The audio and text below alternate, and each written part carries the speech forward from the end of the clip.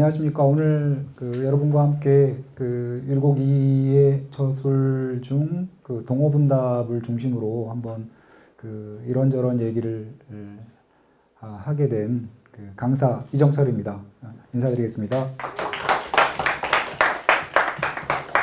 네, 먼저 유서 깊은 목요철학회에서 이런 주제로 저를 불러주신 거에 대해서 되게 영광으로 생각을 합니다. 네.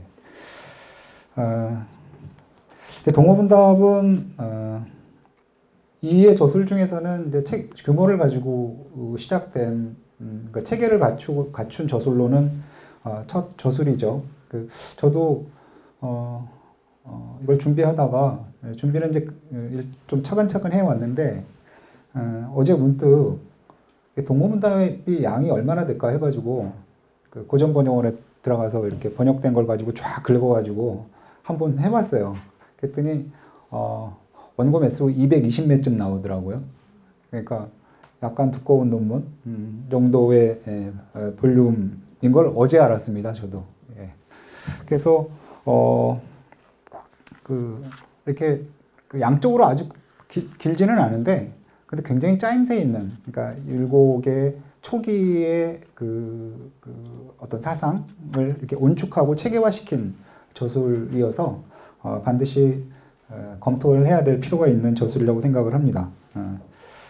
먼저 동어분답이라고 하는 책이 어떤 책인가를 보면, 이 동어분답은 선조 2년에, 그러니까 이게 1569년 9월인데 동어 독서당에서 월과라고 하는 게 이제 한 달에 한 번씩 공부한 거를 이렇게 성과를 제출하는 거거든요. 이렇게 보통은 뭐 이렇게 짧게 이렇게 내는데 이례적으로 아주 두껍게 낸 게 이제 동어분답입니다. 동어 독서당이라고 하는 거는 이걸 이제 말씀을 드리려면 약간 보조적인 설명이 필요한데, 조선에는 사가독서라는 거를 실시했습니다. 세종 때 처음 실시가 됐는데, 사가는 이제 휴가를 준다 이런 뜻이죠. 휴가를 주고 휴가를 줘서 독서를 하게 하는데, 그 대상은 누구냐면 젊은 문신들입니다. 그러니까 사가 독서에 뽑혔다라고 하는 거는 조선의 엘리트 문관임을 의미합니다. 세종 자신이 공부하는 걸 워낙 좋아해서 그렇게 이제 시작된 거라고 생각을 하는데, 처음에는 특별한 장소를 이렇게 지정하지는 않았습니다. 집에서 이렇게 한 것 같은데, 그래도 조금 시간이 지나고 나니까 너무 그런 거 아니냐라는 얘기가 나와서 이제 모여서 이제 독서를 하는데, 처음에는 진관사라고 하는 절에서 했습니다. 그러니까 조선 시대에 선비들이 보통 공부를 할 때 절에서 공부를 많이 했습니다. 그러니까 뭐 퇴계 이황 같은 경우도 절에서 공부를 한 기억이 분명히 나오니까요. 이 시기는 그거보다 훨씬 그 당시의 어떤 분위기를 볼 수가 있는 거죠. 근데 진관사가 어디냐 하면은 지금 은평구, 서울의 은평구 보면 북한산 밑에 이렇게 올라가는 북한산의 서울 안쪽이 아니라 바깥쪽에 이렇게 절입니다. 거기서 하다가 성종 때 독서 공간을 옮기는데, 이때 이제 옮긴 장소가 남호 독서당이라고 하는데, 이 남호라고 하는 게, 그러니까 사실은 동호 문답은 동호에서 지어졌기 때문에, 동호 독서당에서 지어졌기 때문에 동호 문답인데, 남호는 어디냐 하면은 용산 앞입니다. 그러니까 조선시대에는 한강이 이렇게 지역마다 부르는 이름들이 있었어요. 그래서 용산 앞에 있는 강을 남강이라고 불렀습니다. 지금 남강 그러면은 뭐 진주를 생각하기 쉬운데, 조선시대의 남강 그러면은 물론 진주도 있지만 한강의 용산 앞쪽에 있는 강을 남강이라고 그래서 남호 독서당이라고 불렀고, 그러다가 중종 때 이제 독서당을 이전을 해가지고 동호로 옮겼는데, 이 동호는 글자 그대로 하면 이제 동쪽에 있는 호수죠. 근데 여기가 어디냐면은 지금의 한강에 있는 다리 중에 동호대교가 바로 있는데, 남쪽에서 이렇게 동호대교 남쪽에서 위쪽으로 가다 보면 오른쪽 2시 방향에 이렇게 바위 있고 막 이런, 거기가 이제 옆에 보면은 서울 안에 있는 하천 중에 지천으로 중랑천이라고 있습니다. 중랑천이 내려와서 만나는 곳인데 지금하고는 물길이 조금 달랐던 것 같아요. 그래서 거기는 그 좀 물이 잔잔해가지고 호수같이 보였던 모양입니다. 그래서 거기를 이제 동호라고 불렀고, 그래서 지금도 거기 가면 독서당 길이라고 길 이름이 이렇게 붙여 있습니다. 그리고 독서당이 있었던 곳에 비석도 있고요. 그래서 여기서 이제 그 중종 때부터는 거기서 동호 독서당에서 이렇게 그 독서를 했고, 이게 이제 언제까지 가냐 하면은 임진왜란 날 때까지, 임진왜란이 날 때까지 동호 독서당이 유지가 돼서 한 300명 이상이 여기서 공부를 했고, 임진왜란 이후에는 이제 사라져 버리고 맙니다. 그래서 이제 그 동호문답이라고 하는 거는 율곡이가 동호에서 동호 독서당에서 공부를 하고 매달 내야 되는 과제를 그 리포트 형식으로 그러니까 일종의 정책 제안서죠. 그걸 낸 데서 동호 문답이라고 얘기를 했는데, 문답이라고 얘기를 한 이유는 뭐냐면 그 가상의 그 손님과 주인의 대화로 이렇게 문답을 해서 하는데, 이 문답이라고 하는 형식은 꼭 여기만 나오는 게 아니라 다른 데도 보면은 어떤 사람이 자기의 주장을 펼치기 위해서 형식적으로 이렇게 주인과 손님 간의 Q&A 형식으로 얘기를 하는 경우는 많이 있습니다. 그리고 그거는 뭐 이미 중국에서도 있었죠. 그런 어떤 형식은. 그래서 동호문답이라는 말은 그래서 나온 거다라는 말을 먼저 이제 드리고 시작을 하겠습니다.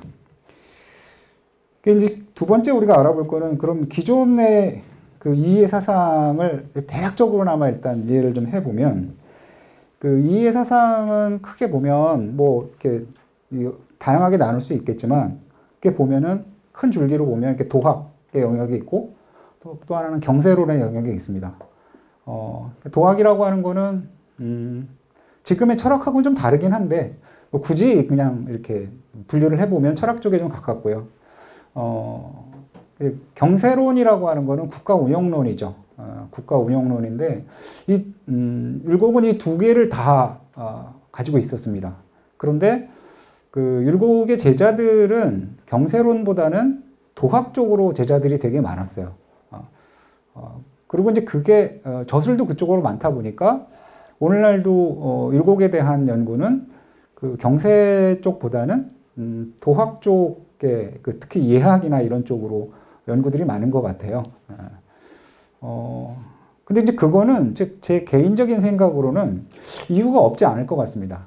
왜 그러냐면은 이 경세론은 어떤 거든지 학문이라고 하는 거는 그 학문에 현실이 있어야 되는데, 경세론은 국가 운영이라고 하는 현실을 가지고 있어야 이렇게 구체적으로 접근할 수가 있는데, 사실은 조선시대에 공부를 했던 많은 사람들이 국가가 어떻게 돌아가는지를 알 수 있는 기회를 갖기가 되게 어렵죠. 관리가 돼야 되고 뭐 그러니까 그 많은 사람들 중에서 관리가 되는 사람들은 꽤 많지 않으니까요. 반면에 이제 예학이라고 하는 거는 누구나 다 필요한 거죠. 제사도 지내야 되고 사람 간의 관계도 맺어야 되고, 그러니까 모든 사람들이 예학은 알아야 되는 거고, 반면에 경세론이라고 하는 거는 경세론을 발전시킬 만한 어떤 국가 운영의 실무에 관한 경험들을 갖고 있지 못했기 때문에 사실은 따지고 보면 매우 자연스러운 일이다라고 생각을 할 수 있는데, 문제는 뭐냐면 율곡 저는 이제 예학 쪽보다는 저는 그 대학에서 역사로 공부를 했기 때문에 자연스럽게 저는 이제 경세 쪽으로 공부를 좀 하게 됐고요. 그래서 경세 쪽으로는 비교적 연구가 그렇게 많지가 않다. 연구가 없다고 할 수는 없죠. 다른 사람에 비하면 없다고 할 수는 없는데, 율곡에 관한 그 엄청난 많은 연구 중에서 비중으로 따지고 보면 사실은 경세 쪽보다는 도학 쪽이 굉장히 많고, 심지어는 어느 경우냐면 경세 쪽도 경세의 구체적인 내용보다는 경세란 무엇인가라고 묻습니다. 그러니까 경세도 철학적으로 접근을 하는 경우가 많습니다. 그래서 근데 이제 이 동호문답이라고 하는 책은 사실은 경세하고 밀접한 관련이 있는 책이고요. 그 다음에 이제 이 동호문답을 이해하기 위해서는 이 책이 지어졌을 당시의 상황을 알아야 됩니다. 왜냐하면 이 책은 거의 철저하게 당시 동호문답이 지어졌을 시기와 그 선행하는 앞 시기의 내용을 모르고서는 왜 이런 얘기를 하고 있는지를 좀 구체적으로 이렇게 이해하기가 굉장히 어렵습니다. 그래서 오늘 얘기의 중점적인 부분 중에 하나가 뭐냐면은 이 당시의 상황이 어떤 상황이었는가라는 얘기를 좀 해야 될 것 같습니다. 그래서 세 번째 주제는 자연스럽게 그 선조 2년의 정치적인 상황에 대해서 좀 말씀을 드리겠습니다. 선조 2년은 당시에 조정에서 그 신구 세력이 아주 그 첨예하게 대치하고 있었습니다. 이 구세력은 뭐냐 하면은 그 중종 14년이 이제 1519년인데 죄송합니다. 중종 14년에 이제 기묘사화가 났죠. 그래서 기묘사화가 나면서 그 당시에 어떻게 보면 조선의 그 소장파 개혁 세력이 거의 도륙을 당합니다. 물론 이제 잘 아시겠지만 그 대표자는 조광조죠. 그러고 난 다음에 훈척 세력들이 이제 그 권력을 딱 잡는데, 훈척이라고 하는 말은, 훈이라고 하는 거는 공이 있다는 뜻이고 척이라고 하는 건 외척이라는 뜻입니다. 그래서 이 당시에 이제 그 사화의 논공 행상을 통해서 그 공신으로 책봉된 사람들과 그 다음에 그 이후에 그 왕비 쪽 사람들이 권력을 잡는데 그게 계속됩니다. 그러면서 그 소장파의 좀 개혁적인 살림 세력들은 정치적인 암흑기를 보내게 되죠. 그래서 중종 말에 이제 그게 중종 14년이 기묘사화인데 중종 한 30년 넘어서는 또 중종이 약간 또 살림들을 약간 이렇게 약간 좀 수용을 하는 듯한 모습을 띠죠. 모습을 띠면서 그때 약간 살림 세력이 좀 뭐라 그럴까 활성화가 되긴 하는데 뭐 그게 이렇게 어느 정도 이상으로 올라왔던 건 아니고요. 그러고 나서 곧바로 명종이 1545년에 즉위를 하고 그때 이제 명종이 나이가 10살 남짓 됐을 때 왕이 되니까 당시에 문정왕후가 그 수렴청정을 하기 시작하면서 한 7, 8년 정도 수렴청정을 하고 수렴청이 끝나고 난 다음에도 사실은 그 명종이 22년 재위를 하는데 문정왕후가 명종 20년에 사망을 합니다. 그 20년에 사망할 동안에 내내 그 기존의 기묘사화 이후에 훈척 세력들이 계속 그렇게 권력을 잡는 상태가 지속이 되고요. 그러고 나서 그러니까 이 훈척 정권의 기본적인 베이스는 뭐냐면 문정왕후입니다. 그러니까 문정왕후가 자기의 이제 친동생이었던 윤원영을 내세워가지고 정치를 하게 되고요.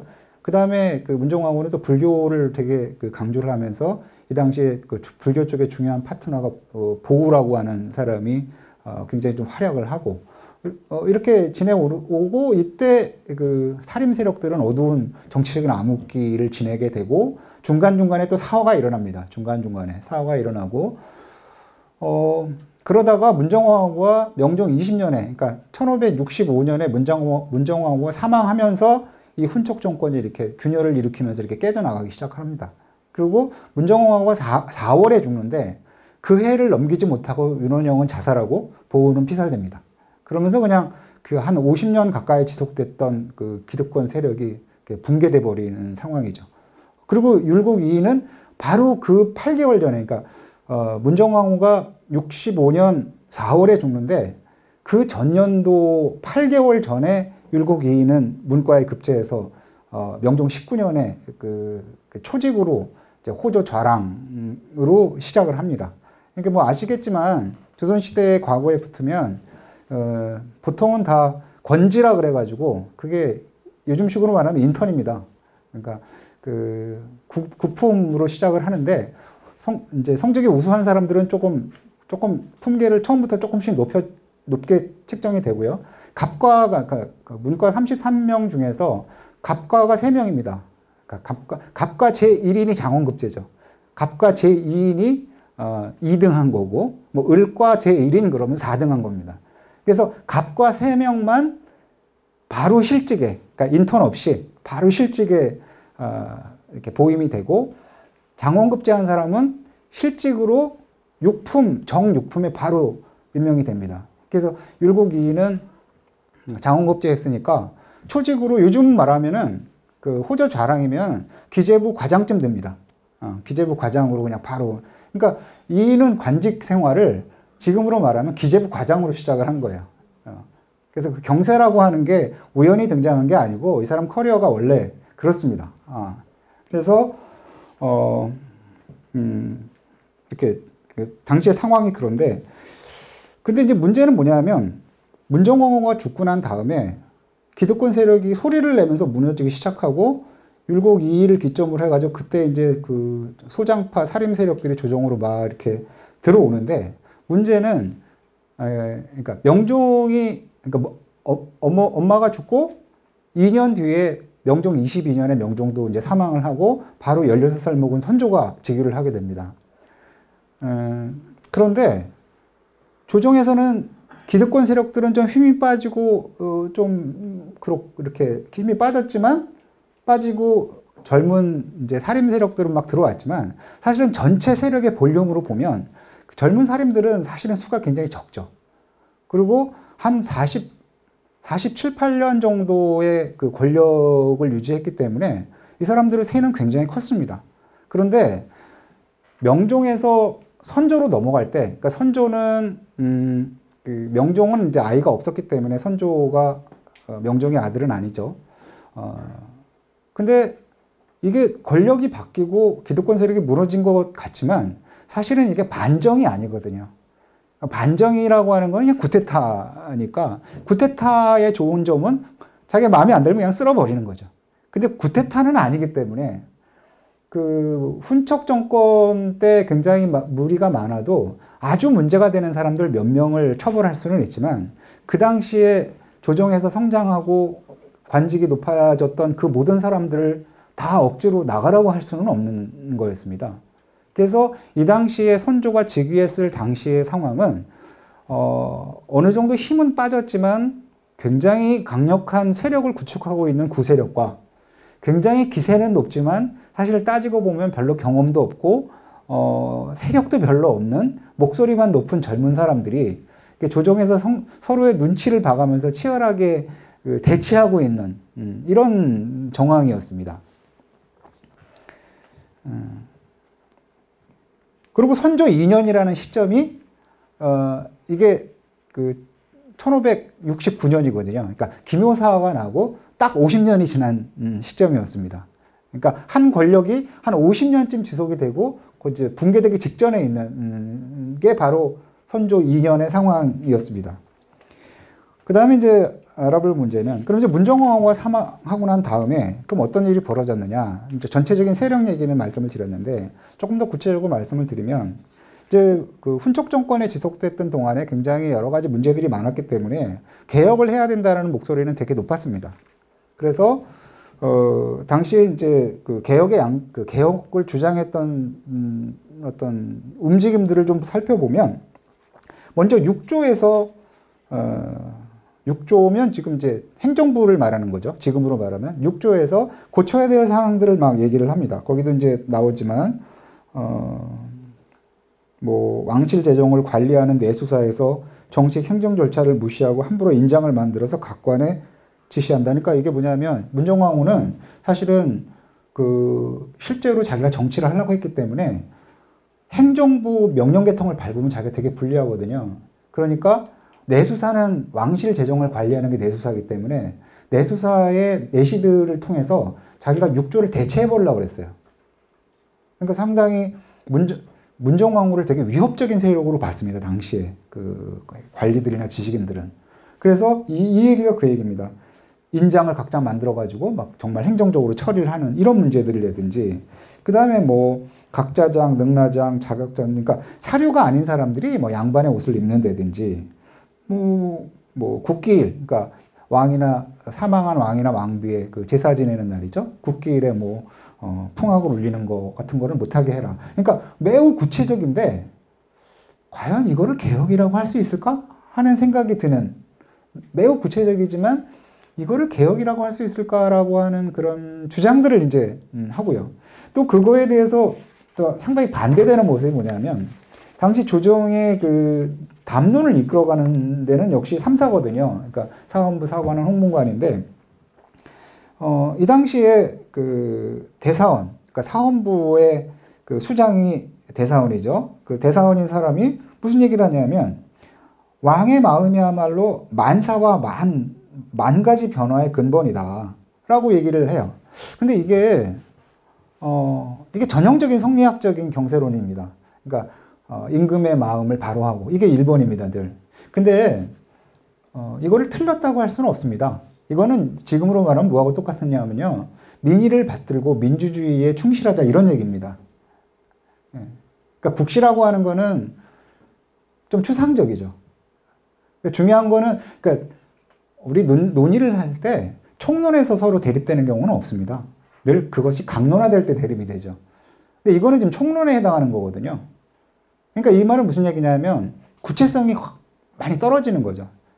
그러니까 한쪽은 너무 구체적인데 개혁의 전체적인 얼개하고는 별로 관계없는 얘기를 하고, 또 한쪽으로는 전혀 구체적이지 않아서 그 뒤에 뭐를 갖다 붙여도 되는 그런 얘기를 하고 있는 그런 얘기고, 그 다음에 이제, 그러니까 아직 경세론이라고 부를 만한 그런 게 나오지 않았다는 얘기입니다. 그리고 이제 이 당시에 그 많은 사람들이 그 주목하고 있었던 게 그 퇴계 이황입니다. 그러니까 이 당시에 이제 많은 사람들은 60대 후반에 퇴계 이황이 그 어린 선조를 이끌어서 국가 경영을 도와줄 것이다 라고 기대를 하고 있었는데, 퇴계는 뜻밖의 나는 경세에 대해서는 아는 바가 없다, 이렇게 얘기를 합니다. 저는 이게 개인적으로 퇴계의 겸사만은 아니라고 생각을 합니다. 실제로 보면은 퇴계는 경세론이 없어요.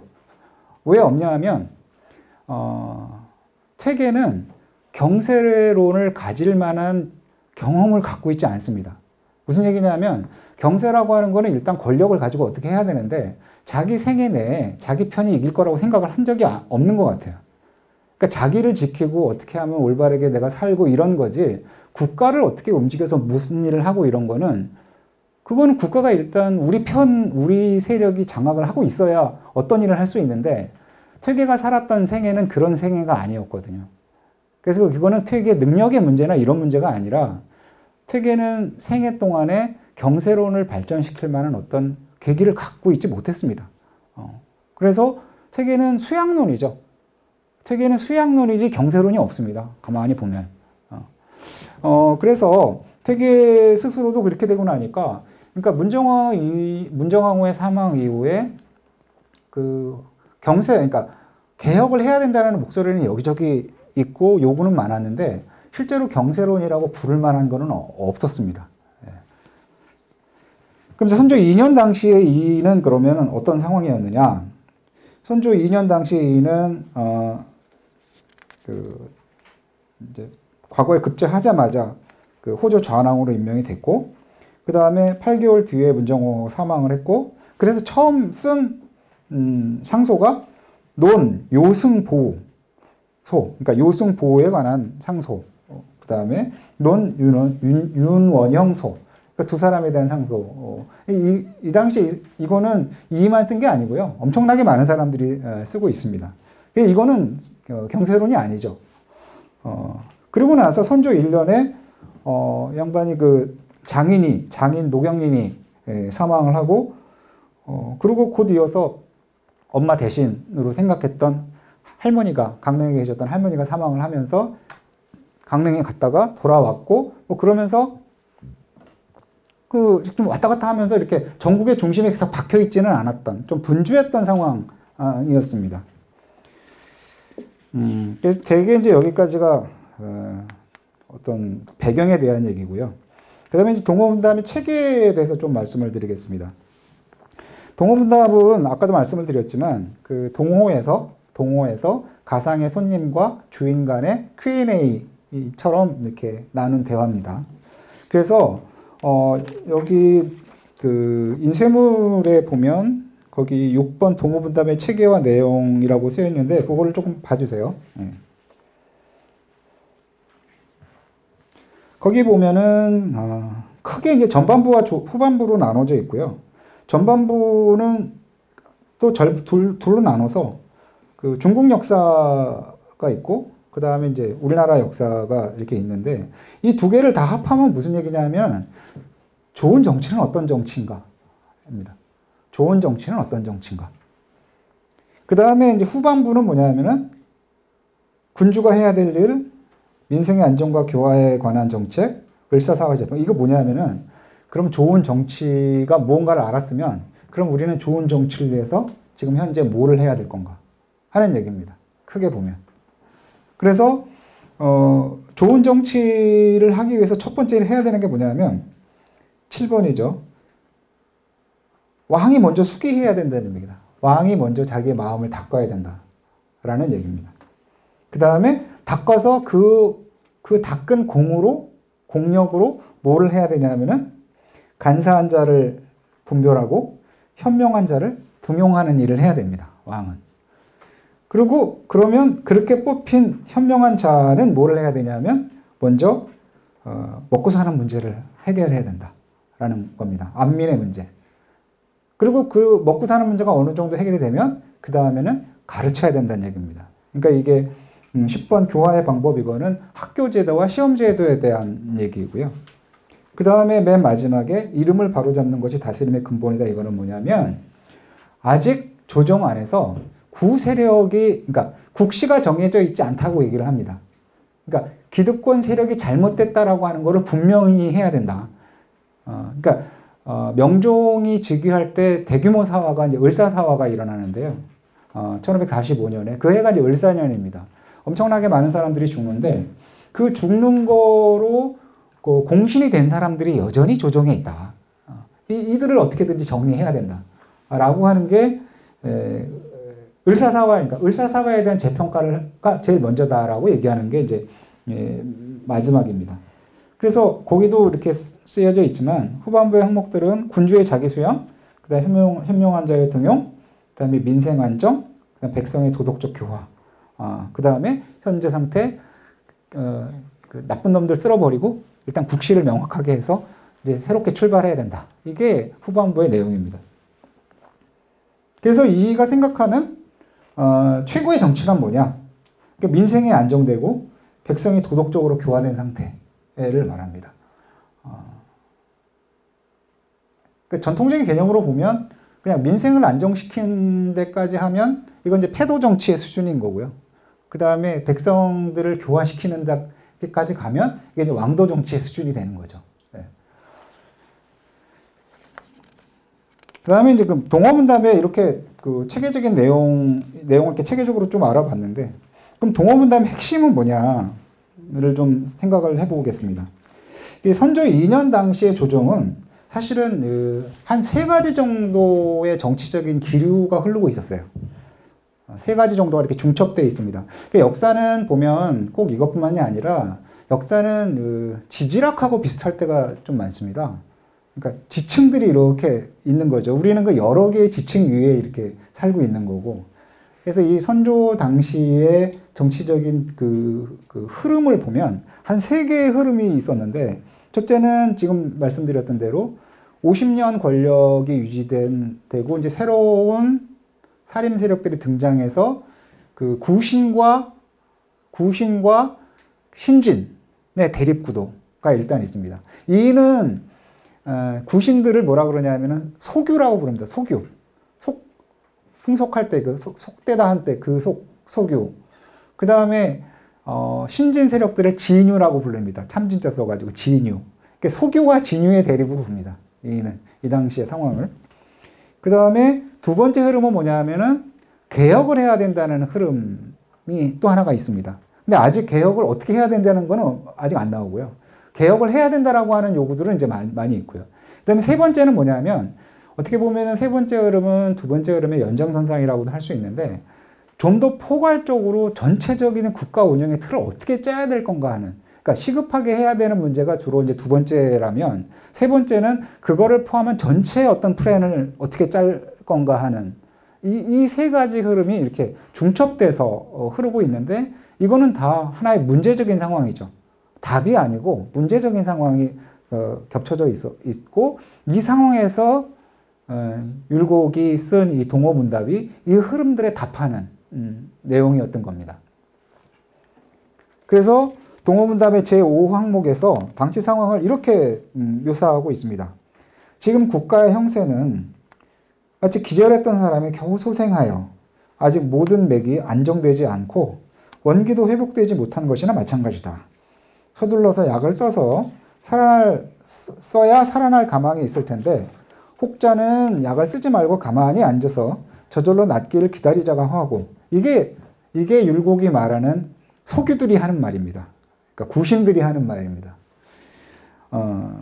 또 혹자는 좋은 약을 써야겠는데 무슨 약을 써야 할지 모르겠다고 하면서 팔짱을 끼고 둘러서서 보고만 있을 뿐 한 가지 계책도 써보지 않고 있으니 이거는 이제 젊은 신진들이 개혁 요구는 막 하는데 아이디어가 없다는 얘기죠.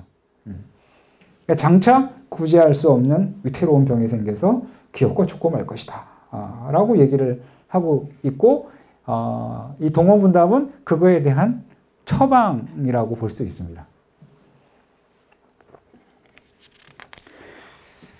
그 다음에 이제 그 3대 지치라고 하는 항목에 대해서 좀 알아보겠는데 제6항목에서 이게 당금지세 그러니까 이게 사실은 보면 이렇게 철학적인 내용이 아니고요.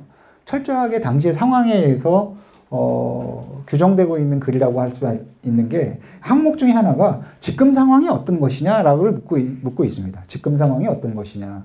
거기 보면 조금 이제 읽어보겠습니다. 손님이 물었다. 3대 지치를 과연 회복할 수 있겠는가? 3대 지치는 전통적으로 하운주 시대의 가장 이상적인 정치가 펼쳐졌던 시기라고 하죠.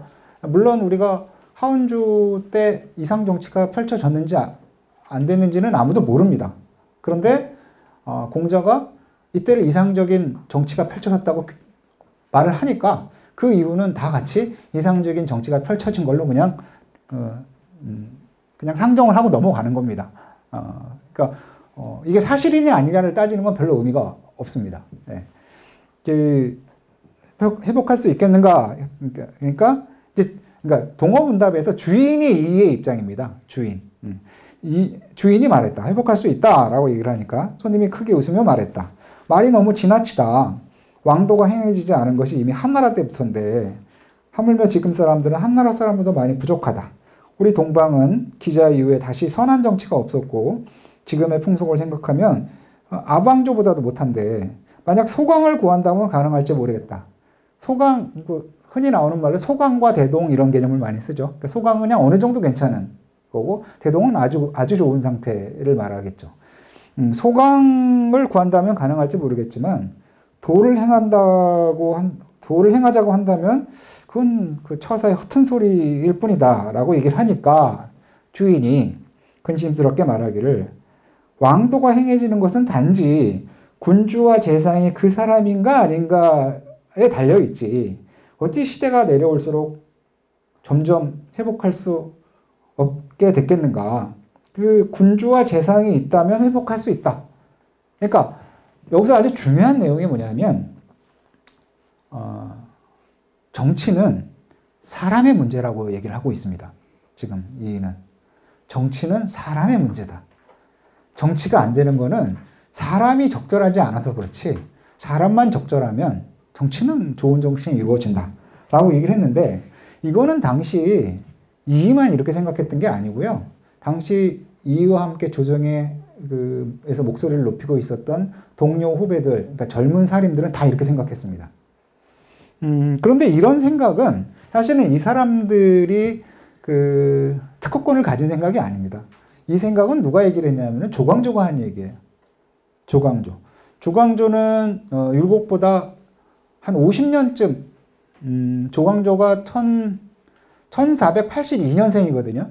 율곡이 1536년생이니까 54년인가요? 그러니까 조광조가 54년 나이가 더 많습니다. 근데 조광조가 이렇게 얘기를 했어요. 조광조는 언필칭 3대 지치입니다. 이 사람은. 3대 지치를 말하지 않으면 아예 말을 하지 않는 정도의 사람인데 조광조가 이렇게 얘기를 했습니다. 조광조는 정치는 사람의 문제다 라고 얘기를 했습니다. 근데 조광조가 이렇게 얘기했던 이유는 또 뭐냐면 조광조의 기억 속에 있는 정치는 연산군대의 정치입니다. 조광조는 중종 10년에 조정에 나왔다가 불꽃 같은 삶은 4년 동안 살고 사약받고 죽거든요. 그러니까 조광조의 머릿속에 있는 정치는 연산군대의 정치예요. 근데 연산군대의 정치가 망한 이유는 조광조 생각에 군주와 신하들이 엉망이어서 그렇다라고 생각을 했던 겁니다. 그래서 조광조는 3대 지치의 문제는 사람의 문제고 연산군 때는 적절한 임금과 신하들이 아니어서 정치가 그 모양이 됐다라고 주장을 했고 이것이 50년 뒤에 그 후배들이 또 같은 얘기를 하고 있었던 겁니다. 하나의 생각이라고 하는 게 일정한 사람들의 머릿속에 들어가 있는 생각은 저절로 없어지지 않습니다. 마치 지문처럼 그 생각은 전해지고 그것이 변화되기 위해서는 또 다른 사회적인 경험이 있을 때 또 변화가 되는 게 역사학에서는 확인이 됩니다. 그래서 이제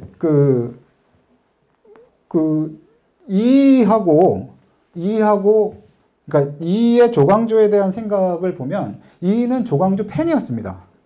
근데 이 지점에서 참 묘한 게 뭐냐면 그러니까 우리가 보통 남을 평가하면서 자기를 드러내죠.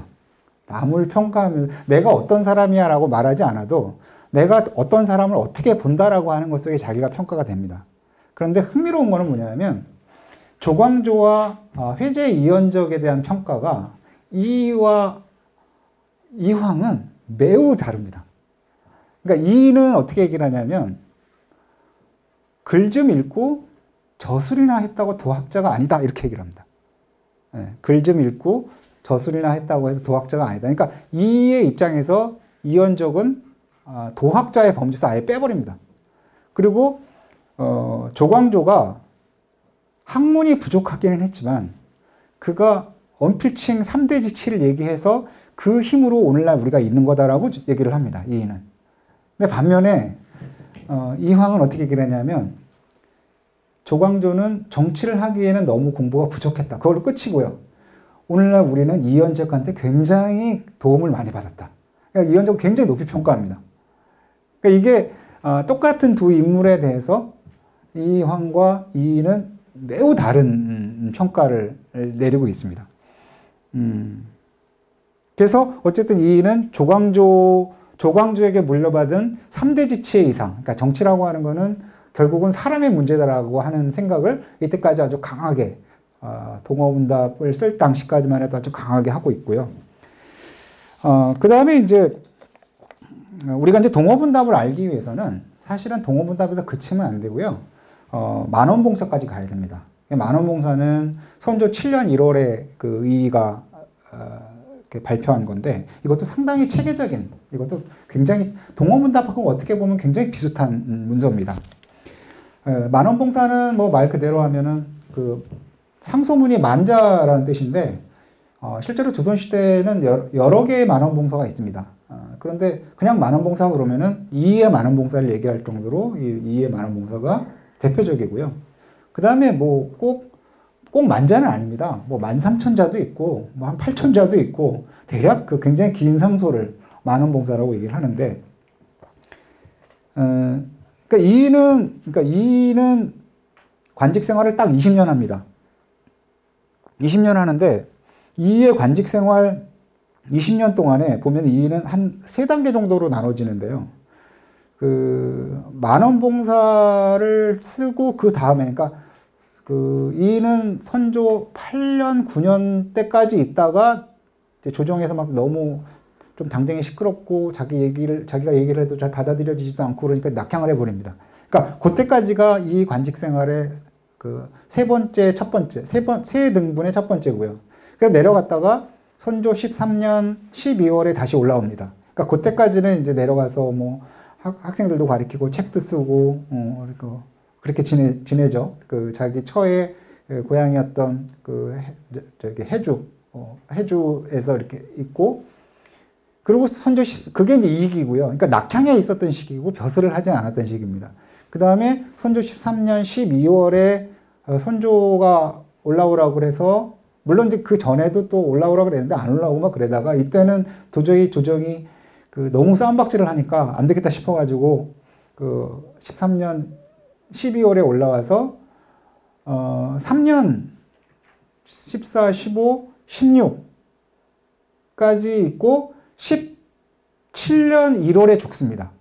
17년 1월. 그러니까 만 3년 한 달 정도, 요게 이제 이게 마지막 기간이었는데, 요 만원봉사는 첫 번째 기간에 그 만원봉사를 썼는데도 불구하고 반향이 뜨뜻미지근하니까 실망해서 내려갔습니다. 그러니까 일기에 동어문답과 만원봉사가 둘 다 나오는데, 이 만원봉사는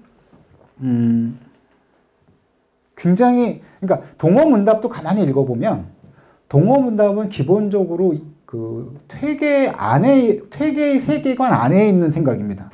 동어문답이라고 하는 건. 근데 만원봉사는 마치 그 새가 알을 깨고 나온 듯한 느낌을 주죠. 그러니까 이의가 진짜 이의가 된 거는 만원봉사 이후입니다. 근데 그러니까 이 동어문답을 쓸 당시만 하더라도 이는 퇴계에 대해서 뭐 생각이 같은 것도 있고 좀 다른 것도 있긴 했지만 총론적으로는 퇴계의 세계 안에 있었습니다. 동어문답까지는. 그런데 차츰 의심을 하게 돼요. 그 퇴계의 세계 안에 있었다라고 하는 거의 핵심은 뭐냐면 정치는 사람의 문제다. 정치는 사람이 어떻게 하느냐에 하는 문제다라고 하는 생각이 이황의 생각이에요. 그런데 조금씩 거기에 대해서, 그러니까 동어문답을 제출하고 난 다음에 스스로 의문을 갖게 돼요. 그게 그 이후에 나오는 상수에 조금씩 나오는데, 거기 보면은 선조 3년 5월에 의 지인 10회소라고 하는 거기에 보면은 뭐라고 나오냐면, 선조가 제위에서 덕을 잃을 일이 없고 조정에 권세 부리는 간신이 없는데도 백성들이 살 곳을 잃고 나라의 형세가 패망의 길로 달려가는 상황이 어디에서 비롯된 것인가? 기존에 이것만 고치면 정치가 잘 될 거라고 생각했는데 그걸 다 고쳤는데 정치가 하나도 안 잘 되는 거예요. 그러면서 뭐가 잘못됐지? 라는 생각을 했습니다. 그런데 이게 왜 선조 7년까지 가서야 이런 글을 썼냐 하면, 아까도 말씀드렸지만 그 선조가 즉위했을 때 구세력들이 몰락을 한 게 아닙니다. 구세력들은 여전히 있었어요. 그리고 이 사람들이 있는 동안에는 이 일은 어떻게 생각을 했냐면, 왕이 이 사람들의 영향을 계속 받아서 개혁을 안 하고 있다, 이렇게 생각을 했어요. 근데 선조 5년에서 6년 사이에 정승급까지 다 사림 계열 쪽의 사람이 차지하게 됩니다. 정승급까지. 그러니까 이 당시 이제 올라갔던 사람이 뭐 노수신이라든지 박순이라든지 이런 사람들인데, 이 사람들은 이보다 나이가 10여 살 많지만 계열적으로 보면은 이 소장파하고 굉장히 가까웠던 사람들이었고요. 이 사람들이 정승을 차지한 게 선조 5년 한 중반 정도쯤에는 삼정승이 다 그렇게 찾게 됩니다. 그러니까 문제는 뭐냐면, 이렇게 되면 이인은 남 탓을 할 수 없는 상황이 됩니다. 그러니까 자기들이 생각하는 괜찮은 사람들이 다 조정을 채우고 있는데, 그리고 그 사람들이 다 기존에 옳다라고 생각하는 행동을 함에도 불구하고 정치가 전혀 개선되지 않는 거죠. 그리고 거기서 이제 고민이 시작된 겁니다. 도대체 뭐가 잘못됐을까? 뭐가 잘못됐을까? 그래서 그 고민을 한 1년 정도 집중적으로 고민을 한 끝에 나온 게 만원봉사입니다. 만원봉사의 첫 문장이 제가 거기다 써놨는데 이렇게 시작이 됩니다. 시는 산과 아래입니다. 정사는 시의를 아는 거. 시의 적절하다 할 때 시의입니다. 이게 무슨 얘기냐면 지금 무슨 일을 해야 되느냐 하는 거죠.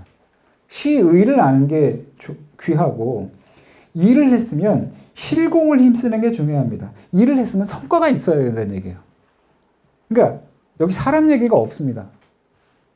정사를 하면서 시를 모르고 일을 당해서 실공을 힘쓰지 않으면 비록 성군과 현신이 서로 만나도 치적이 이루어지지 않습니다. 이게 만원봉사의 첫 문장이에요. 완전히 다르죠. 좋은 정치는 성군과 현신이 만나면 된다라고 생각을 했거든요. 근데 만원봉사에서는 그냥 이거를 부정하는 것부터 문장이 시작이 됩니다. 그래서 결국은 이인은 비로소 사람의 문제에서 방법과 태도의 문제로 전환을 하게 됩니다. 사실은 경세론이 바로 이거죠. 그러니까 사람만 제대로 뽑아놓으면 다 잘 돼라고 하면 수양론이 필요할 뿐이지 경세론이 필요하지는 않죠. 그런데 물론 그렇다고 해서 이가 신하와 임금이 막대 먹어도 된다라는 얘기는 당연히 아닙니다. 이거 아니면 이거가 아니고 이것만으로는 안 된다는 얘기죠. 사람을 제대로 뽑아놓는다고 해서 되는 건 아니란 얘기입니다. 그것만으로는. 그러니까 선택의 문제가 아니라 같이 있어야 된다는 얘기고, 경세론이라는 말의 뜻, 그건 방법의 문제죠. 방법과 태도의 문제로 제기를 하면서 사실은 비로소 조선에서 경세론이라고 하는 거가 처음 등장을 하게 됩니다. 제가 볼 때는. 그리고 이건 제 생각이 아니고 나중에 그 성어사설 같은 거에 보면 성어사설이라 성어사설에도 물론 그렇게 나오고요. 그 이후에 경세에 관한 책들, 뭐 예를 들어서 제일 대표적인 반개수록 같은 거죠. 반개수록은 엄청난 분량의 참고문헌을 갖다 대거든요. 근데 반개수록에서 제일 많이 인용하는 사람이 바로 율곡이입니다. 그리고 나중에 성호는 무슨 얘기를 하냐면 조선에 경세를 아는 사람은 두 사람밖에 없다. 그 율곡과 반개다. 이렇게 얘기를 합니다. 그냥 자기 스스로. 네. 그래서 이거는 그러니까 경세로는 이후에 더 구체적으로 구체화되지만 그냥 사람의 문제만으로 해결되는 게 아니고 방법의 문제고 태도의 문제다라고 하는 것을 처음으로 얘기를 합니다. 이는 실공이 반드시 제도적으로 추진돼야 된다고 생각을 했습니다. 그 두 가지 이유를 딱 대는데 뭐냐면, 첫째는 착한 마음이 있어도 제도가 없으면 그 마음을 펴나갈 수 없기 때문이고, 그래서 이제 선조가 백성 사랑하는 마음을 가지고 있어도 그에 따른 정치가 펴지지 못하는 것이 제도적인 접근 방법을 취하지 않기 때문이다 라고 말하고 있고, 그 다음에 둘째로는 제도적인 방법을 취하지 않으면 건의하는 것들이 체계가 없어서 말단의 것들만을 문제 삼고 근본적인 것을 헤아릴 수 없게 된다라고 아주 강하게 제도의 중요성을 얘기하는데, 이것도 참 흥미로운 게 뭐냐면은 선조가 즉위하는 해에 이렇게 퇴계도 비슷한 얘기를 하는데 퇴계는 완전히 반대로 얘기를 합니다. 그러니까 그 전통적인 방법이죠. 임금께서 마음을 깨끗하게 하고 날마다 실천해서 얻은 성과를 가지고 백성에게 나가면 나라가 잘 다스려질 것이고, 옛것을 가지고 문물전장을 다듬는 것은 말단의 일이다. 이렇게 얘기를 합니다. 정말로 이렇게 완전히 대비가 되는 얘기를 하죠. 그래서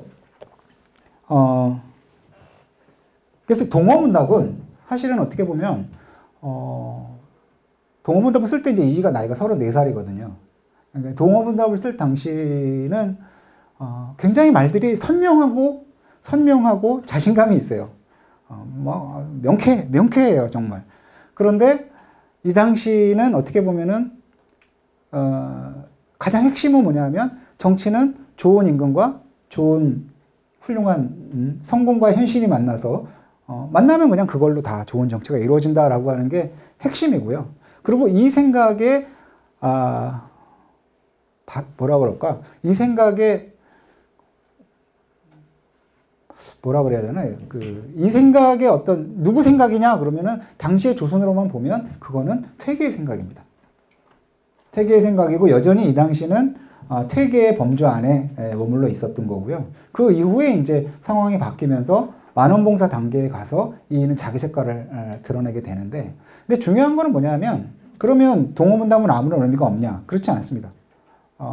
그러니까 동어문답에서 강조했던 건 뭐냐면은 이상적인 정치의 궁극적인 모습은 뭐냐면 백성을 편안하게 하고 그 백성을 가르쳐야 된다는 얘기예요.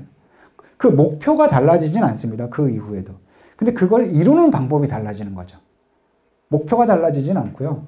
그 이루는 방법이 달라지는데, 그 목표 중에 안미라고 하는 거는 그 이후에 조선의 모든 경세론의 최상급의 목표가 안민입니다.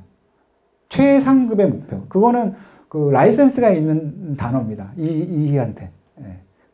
그래서 동어문답은 그 이후에 핵심적인 내용의 일부가 달라지기는 했지만 사실은 기본적인 정치를 하는 목표에 대해서는 그 이후도 지속이 되고요. 그 다음에 이건 무엇보다도 이의 젊은 날에 정말 그 기계와 포부, 그 다음에 전체적인 구도를 볼 수 있는 그런 책이고, 그런 어떤 방법론적인 거를 제외하면은 그 이후에도 계속해서 그 주장이 견지가 되는 그런 내용이라고 할 수가 있습니다. 예, 이걸로 대략적인 얘기는 된 것 같고요. 질문을 통해서 조금 더 구체적인 내용을 살펴보도록 하겠습니다. 예, 그 토론 시작하도록 하겠습니다. 예, 저는 계명대 철학과에 있는 추재엽이라고 합니다. 오늘 그 이정철 선생님께서 예, 굉장히 좀 중요한 이야기가 됐던 것 같습니다. 저는 사실 그 예전에 그 중국에 같이 갔던 그 추억이 있어서 선생님과 늘 그 추억만 생각하면 즐겁습니다. 예, 근데 그러다 보니까 이제 선생님 글들을 이렇게 찾아 읽게 되고, 오늘 말씀하신 그 내용 또한 이미 그 논문으로 발표를 하셨던 내용이라서, 저는 좀 이제 실제 그 저자에게 듣는 느낌이 좀 또 새로웠습니다. 오늘 뭐 여기에 계신 분들은 아마 또 처음, 특히 학생들은 또 처음 듣는 이야기가 많았을 것 같아요. 그래서 그 부분에 대한 또 질문도 받아서 이제 실제로 또 그 부분에 대한 좀 보완 설명도 듣도록 하겠습니다. 우선 그 이제 오늘 선생님께서 해주신 이야기 중에 가장 중요한 건 아마 이 마지막 페이지에 있는 이 사람의 문제에서 이 방법과 태도의 문제, 이 여기에서 그 율곡 2의 그 경서론의 가장 그 특징이 보인다 이렇게 설명을 해주셨는데, 아무래도 뭐 시간을 좀 발표 시간을 좀 맞추신다고 조금 간략하게 말씀을 하신 것 같아요. 그래서 이 부분에 대한 혹시 좀 보완되는 이야기를 좀 들어보고 질문을 좀 받는 시간을 갖도록 하겠습니다. 예. 그러니까 구체적인 어떤 뭐 질문이라기보다는 어떠한 얘기를 조금 더 해라 뭐 이렇게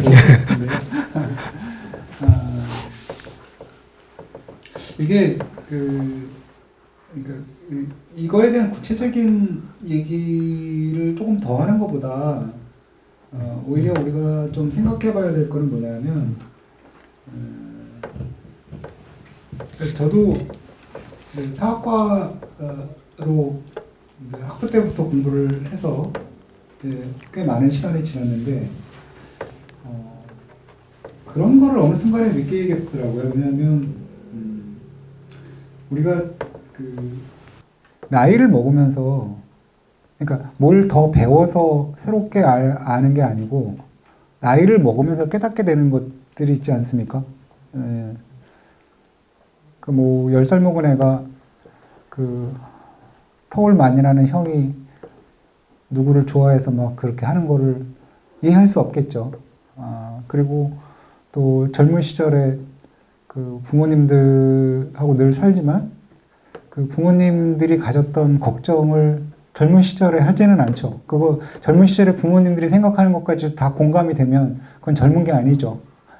나이를 먹으면서 우리 엄마 아버지가 그때 이런 생각을 했구나.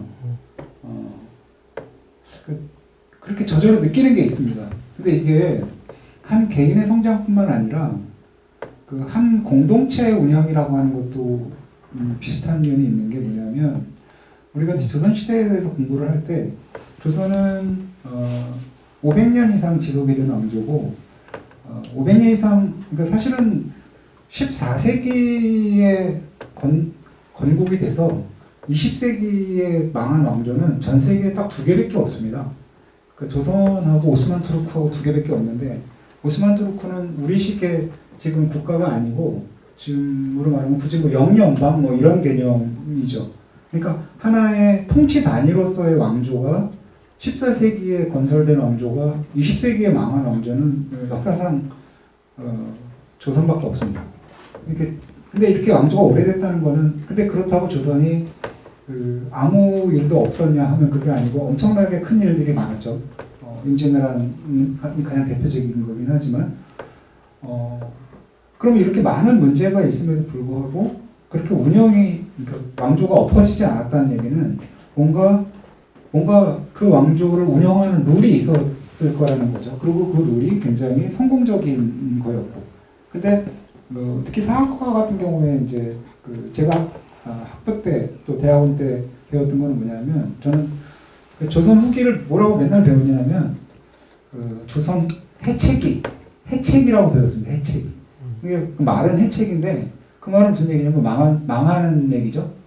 그래서 제가 대학원 다닐 때 선생님한테 했던 말이, 아니 300년씩 망하는 나라가 있습니까? 300년간 계속 망하는 나라가 있습니까? 그러니까 선생님이 막 웃었었는데, 그러니까 우리는 그 왕조가 어떻게 운영됐는가에 대한 관심보다 그 왕조가 왜 어떻게 망했는가에 대한 관심이 더 많았고요. 그거는 사실은 조선 왕조의 문제의식이 아니라 19세기 후반, 20세기 초반에 우리의 문제였던 거죠. 왜 우리는 빨리 근대로 들어가지 못했을까 하는 건데, 그러다 보니까 조선이 어떻게 작동했는지에 대한 관심들이 되게 적었고, 그 작동한 방법이 뭔가에 대한 관심들이 되게 적었습니다. 그러다 보니까 그럼 조선은 어떤 문제를 가지고 그 문제를 어떻게 풀어야 됐는가, 어떻게 풀어냈는가 하는 거에 대한 관심, 연구 이런 게 굉장히 적었죠.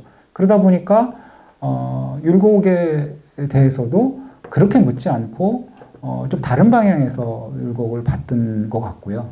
그러니까 이제 우리가 어떻게 보면 지금 한국의 상황이 조선시대, 눈에는 뭐만 보인다고 조선하고 자꾸 저는 오버랩이 되는데, 사실은 아까도 강의 중에도 그런 얘기를 했지만, 사실은 조선의 유화학이라고 하는 거는 사실 오늘날 우리가 민주주의라고 부르는 거하고 별 차이가 없습니다.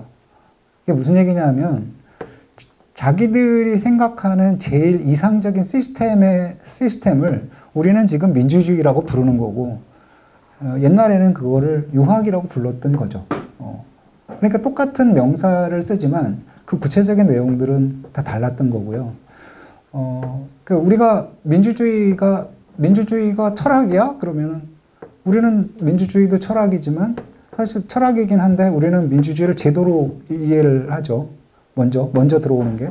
그럼 유학은 철학이야? 제도야? 그랬을 때 유학은 철학으로 받아들입니다. 왜냐하면 그 유학이라고 하는 걸 가지고 작동했던 제도들이 다 사라져버렸기 때문에 지금 적혀 있는 거는 생각과 종이 위에 쓰여져 있는 생각만 남아있는 거거든요. 그래서 우리가 경세론이라고 하는 얘기를 할 때 그걸 잘 이해가 잘 안 되는 건 뭐냐면, 그걸로 작동했던 제도들이 다 사라져버렸기 때문에 우리는 그거를 제도라기보다는 철학으로 받아들이는 경향이 굉장히 많고요. 그러다 보니까 경세론이라고 하는 것이 구체적인 내용이 아니라 매우 추상적인 내용으로 다가오고 있다는 거죠. 그래서 이 율곡 같은 경우도 지금 보면은 조금 살펴본 대로 매우 제도적인 얘기들을 하고 있습니다. 학교는 어떻게 운영해야 될 건지, 그 다음에 안민의 문제는 이 양반은 그냥 바로 세금 얘기를 바로 5개를 해버립니다. 안민을 하려면 어떻게 해야 되냐, 하나, 둘, 셋, 넷, 5 나오는데 그게 다 세금 얘기입니다. 그러니까 매우 구체적이죠. 세금이라고 하는 거는 사람들에게 일상적으로 다가오는 거고, 이 문제를 제대로 처리하지 않고서는 안민을 할 수 없는 거니까요. 근데 우리는 그러면 제도가 어떻게 작동했는지를 우리가 모르니까 율곡이 무슨 얘기를 하는지 잘 모르는 겁니다. 그래서 율곡을 우리가 이해할 때 좀 생각해 주셨으면 하는 거는 뭐냐면은, 유학이라고 하는 것이 사상이기도 하지만 동시에 제도이기도 했고, 그 제도를 움직이기 위해서 굉장히 많은 조선시대 많은 분들이 열심히 노력했고, 그거가 율곡이라고 하는 분이 어떻게 보면은 조선 전기에, 그러니까 200년 동안 작동해왔던 것이 허물어진 거를 다시 일으킨. 그래서 율곡은 분명히 아예 개념을 씁니다. 지금의 우리 시대의 상황은 중세기다. 가운데 중자에 쇠할세자 써가지고 중세기다 이렇게 얘기를 합니다. 그래서 중세기에서 고쳐서 다시 제도 개혁을 하지 않으면 멸망한다. 이렇게 얘기를 하고 있습니다. 이거는 철학에 대한 얘기도 아니고요. 그냥 거의 100% 제도에 대한 얘기고, 이제 이런 게 사실은 제도에 대해서 율곡이 구체적으로 제도론을 쓰지는 않습니다. 그 반개 수록 같은 책을 쓰지는 않는데 반개 유영훈 같은 사람이 자기 책에서 가장 많이 이용한 사람이 율곡이고 또 그 이후의 사람들도 이거는 율곡에서 시작된 거다라고 하는 얘기를 계속하는 이유가 그들은 알고 있는 거죠. 이게 유학이라고 하는 것이 제도라고 하는 거에 의해서 작동이 되는 거고 제도론의 정초를 한 사람이 율곡이다라고 하는 거를 그들은 알고 있는 겁니다. 근데 이제 우리가 그거를 이렇게 보면서도 그거를 잘 이해를 못했던 거는 우리는 어떻게 조선이 작동했는가 보다 조선은 왜 빨리 안 망했을까 이런 생각을 했기 때문에 안 들어왔던 거고 근데 이제 그게 이제 지금은 조금씩 그럼 우리의 민주주의를 위해서는 어떻게 해야 될까? 라고 하는 관심의 연장선상에서 그럼 조선에서는 그럼 그들의 유학을 어떻게 제도로 이렇게 작동하게 할 건가? 라고 하는 고민을 했다라고 하는 게 이제 눈에 들어오기 시작하는 것 같습니다. 네. 네, 알겠습니다. 이제 그 질문을 통해서 조금 더 이제 전체적으로 말씀을 해주셨는데 부분적으로 조금 더 구체적인 이야기를 들어보도록 하겠습니다. 질문. 예, 선생님 뭐 강연 잘 들었습니다. 저 잘 모르는 부분인데 좀 잘 정리해 주셔가지고 좀 많이 정리가 되는 부분이 있었는데 좀 몇 가지 의문사항이 있어가지고 좀 질문드립니다. 일단 첫 번째는 동문분담에서 만원봉사 이렇게 전환이 될 때 인간의 문제에서 제도 문제가 확장이 됐다고 말씀하셨는데 그렇다고 하면은 성악지교 같은 경우는 동문분담 만원봉사 다음에 어떠한 뭐 전환이 있는 건지 아니면 관계성이 어떻게 되는 건지 좀 간략하게 좀 말씀해 주셨으면. 예, 학교 그 성악지교 같은 경우에는 그러니까 제가 아까 말씀을 드렸죠. 그러니까 이거에서 이걸로 바뀐 게 아니고 그걸로는 부족하다는 거죠. 성악지교는 그 이전의 생각이 계속 연장된 거고 바뀐 게 없습니다. 그리고 그거는 이 단계에서 끝나는 것도 아니고 조선 끝날 때까지 계속 그런 생각이 계속 가죠. 다만 이제 그 군주에 대한 얘기 말고 그 구체적으로 세금 문제라든지 그 다음에 공무원들이 어떻게 일할 건지 뭐 이런 얘기들 같은 경우에는 그냥 맡겨놔서 될 문제가 아니라라는 얘기죠. 그리고 되게 흥미로운 거는 뭐냐면은 그래서 아까 제가 말씀드렸던 게 바뀐 것도 있고 안 바뀐 것도 있고 목표가 바뀐 건 아니고 방법이 바뀐 거고 뭐 그런 얘기를 이제 드린 게 바로 그것 때문에 그렇고요. 흥미로운 거는 뭐냐면 나중에 개혁을 할 때도 이게 똑같은 게 흥미롭게도 똑같은 양상이 벌어지는 게 개혁을 할 때 마지막에 남는 두 의견이 뭐냐면요. 기존 제도에 문제가 있긴 했는데 그거는 제도를 운영하는 사람의 문제냐 아니면 제도 자체가 문제냐 이렇게 부딪힙니다. 맨 마지막에 가면. 근데 그게 같은 높이에서 서로 얘기하는 게 아니고요. 제도가 문제가 아니라 사람이 문제다라고 얘기하는 측은 정말 사람이 문제다라고 얘기를 하는 거고요. 제도가 문제라고 얘기하는 측은 사람이 아무렇게나 돼도 좋으니까 제도를 바꿔야 된다는 얘기가 아니라 사람만 바꿔서서 될 문제가 아니라는 얘기를 하는 겁니다. 그러니까 그게 조금 다릅니다. 그래서 그 나중에 보면은 그 똑같은 양상이 구체적인 개혁을 실행하는 과정에서 마지막 단계에 붙는 것도 그런 양상으로 붙습니다. 하나만 좀 더 질문. 저도 뭐 선생님께서 말씀하시는 것처럼 특히 율곡의 이제 경세동 같은 경우가 그 기존에 다른 주지학자들에 비해서 특히 뭐 제도 자체에 대한 어떤 관심을 좀 두기 시작하는 부분들이 굉장히 좀 2, 3이 아마 또 어떤 조선의 또 유학의 경세론자로 특이하고 좀 보긴 하는데 그렇지만은 뭐 저는 선생님 말씀하신 부분 중에서 그렇지만 좀 너무 선생님께서 좀 경세론하고 도학을 좀 분리해서 좀 보시는 게 것이 아닌가라는 좀 제가 개인적으로 좀 느낌이 좀 들더라고요.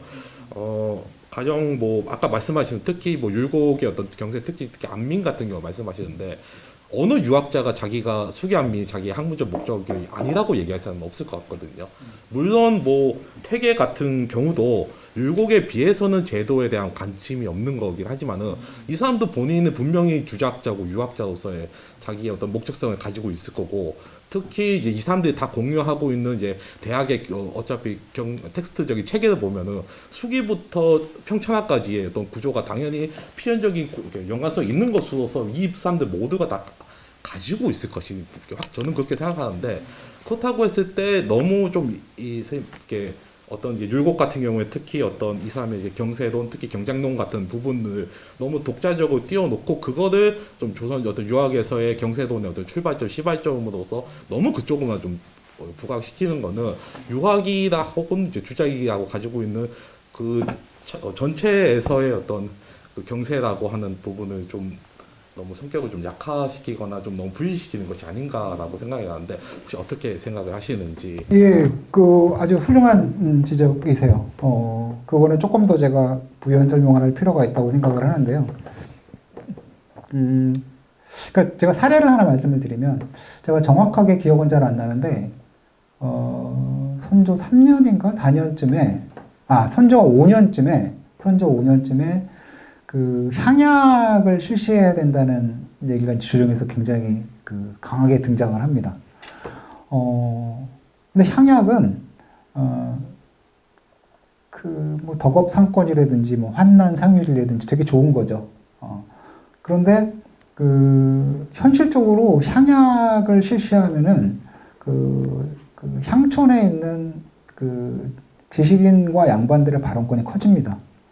그래서 그 당시에 조선에 있는 그 지식인과 양반들은 다 향약을 실시해야 된다고 얘기했어요. 그러니까 명분과 실리가 다 부합하는 겁니다. 향약은. 근데 조선에서 당시의 조정에서 향약을 반대했던 그러니까 조선왕조실록에 보면 유일한 사람이 이입니다. 근데 뭐라고 반대를 하냐면 먹지도 못하는데 어떻게 그걸 지키냐. 먼저 먹이고 난 다음에 가르쳐야지. 아직 먹는 걸 책임져 주지도 못하면서 무슨 향약이냐. 뭐 이렇게 얘기를 하니까 그거를 선조가 이제 낼름 받아가지고 딱 폐지시켜 버리거든요. 그러니까 분명히 이는 그 백성들이 먹고 사는 문제가 제일 먼저다라고 하는 생각을 분명하게 했고요. 그리고 이제 그러니까 또 하나를 말씀드릴 건 뭐냐면 그 이인은 아주 철저한 유학자입니다. 그러니까 우리가 어떤 개념을 강조할 때, 그러니까 종교개혁도 성경에 있는 걸로 종교개혁을 하는 거지, 코란을 가지고 종교개혁을 하지는 않지 않습니까? 그 안에는 굉장히 많은 개념들이 있어서 그 안에 있는 개념이냐, 그 안에 없는 개념이냐가 아니라 그 안에 있는 뭐를 중심으로 생각하느냐 하는 게 핵심인 거죠. 이는 확실히 철저한 성리학자고요. 그리고 안민이라고 하는 게 물론 유학 안에 있습니다. 유학 안에 있는데 당시의 조정의 논의나 사람들의 얘기를 들어보면 안민이라는 개념에 무게를 실어서 얘기하는 사람은 없습니다. 그리고 그러니까 이기론을 얘기하든, 그러니까 이나 기를 이기론이 아니라 이나 기를 얘기하고 세계를 얘기하고 선악을 얘기하는 시대에 저 귀퉁이에 있는 안민을 끄집어내서 얘기한다는 것도 참 독특한 일이고, 그 안민을 바로 세금 문제하고 연결 짓는 거는 그거는 굉장히 이상한, 당시 상황으로 보면 굉장히 이상한 일이었습니다. 그거는 그 개념이 유학 안에 있는 개념이라고 해서 그 이전 다른 사람과 차별성이 없다라고 얘기하기는 오히려 너무 박한 평가가 아닐까라고 저는 생각을 합니다. 조금 혼란스럽긴 한데 저도 그런 이제 자꾸 우리가 이게 좀 명확하게 하려고 하다 보니까 좀 그런 게 되는데, 그러니까 사람의 문제가 여전히 이제 중요한 이제 그 가치로 존재하고, 예. 거기서 이제 방법과 태도의 문제가 보완의 성격으로 갖는 건지, 아니면 대등한 위치로 되거나, 아니면 오히려 이 방법과 태도의 문제가 더 주된 것이 되는 건지. 그러면 이제 이게 이제 방법과 태도라고 하니까 약간 혼란스러운데, 가령 이제 이게 국가적 시스템, 그러니까 사람이 뭐 훈구척신이나 아니면 살림으로 바뀌어도 변한 게 없다면 결국은 시스템의 문제고, 그럼 시스템의 문제 속에서 결국 사람이 바뀌든 그거는 관계없다. 많은 부분이 이제 좌지우지할 수는 없다. 시스템만 잘 갖춰진다면 이런 식으로 받아들여야 되는지 약간 그거에 조금 그 율곡 2의 성격을 이제 본인의 경세론의 성격을 좀 더 뚜렷하게 드러낸다면 오히려 보완의 성격보다는 후자 쪽 그리고 아까 말씀하신 대로 그 안민의 문제를 세금의 문제로 연결시킨다면 오히려 후자 쪽으로 무게를 실어주는 게 율곡의 성격을 조금 후자라고 하는 게 그러니까 그 이제 인간의 문제와 제도 그것이 대등하든거나 아니면 제도와 이 태도가 더 큰 비중을 차지하는 그런 식으로 가야 되지 않을까 그렇게 저는 이렇게 받아들여지는데 제가 잘못 이해한 건지 그것 좀 한번 정리하고 한번 질문을 좀. 그러니까 이게 그 상당히 철학적인 얘기죠. 그 자체가 그 자체 냄새가 납니다. 타블라라스 칼리지의 김영찬입니다. 일단 큰 질문은 아니고 우리 추재엽 선생님 질문하신 내용하고 연결돼서 한번 알아보고 싶어서 질문을 드렸는데 저도 들으면서 우리 추재엽 선생님 말씀하신 것처럼 율곡의 관점은 인간보다는 시스템에 방점을 두는 거 아닌가 이런 생각을 했었는데 율곡이 그 당시에 선조하고 그 권신들에 대해서 어떻게 생각하고 이해하고 있었을까라는 것하고 방금 우리 추재엽 선생님 질문하고 좀 연결을 시켜보고 싶거든요. 선생님께서 여기 인용하실 때 보니까 7페이지에 한 세 번째 단락에 그는 선조가 제위하며 덕을 잃는 일이 없고 조정에 권세 부리는 간신들이 없는데도 백성들이 살 곳을 잃고 나라의 형세가 패망의 길로 달려가는 상황이 어디에서 비롯된 것인지 물었다. 그는 현명한 임금과 신하가 만나서 정치를 하면 민생이 안정될 것이라 굳게 믿었었다. 이렇게 말씀을 하셨잖아요. 여기 보면 이제 선조가 덕을 잃지 않았고 또 신하들도 권세를 부리지 않았다. 이렇게 해 놓으셨는데 우리가 알고 있는 선조의 이미지는 이런 이미지는 아니지 않습니까? 보통 보면 뭐 신하들하고 밀당의 귀재고 갈라치기의 선수고 뭐 이런 사람 그리고 이때가 아마 임진왜란이 일어나기 한 15, 16년 전 이 시기인데 이 당시 우리가 또 조선시대 상황을 이야기할 때 그 당시 이제 벼슬길에 있었던 사람들의 상황이 이렇게 권세를 부리지 않는 사람들로 채워져 있지는 않았을 것이다.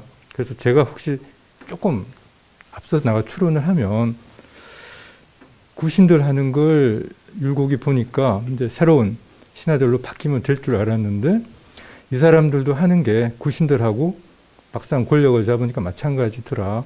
그러니까 이제 더 이상 인간에게 기댈 것이 아니고 시스템으로 넘어가는 것이 경세에 중요한 게 아닌가. 이런 관점에서 혹시 율곡이 후자를 이야기하지 않았을까. 이렇게 한번 질문을 드려보겠습니다. 사람들이 그러니까 신진 세력들이 구신들하고 별 차이가 없으니까 사람의 문제가 아니고 사람을 믿지 말고 시스템을 믿는 쪽으로 가자는 거 아니었냐. 그런 말씀이신가요? 제가 생각할 때는 그런 건 아니었던 것 같습니다.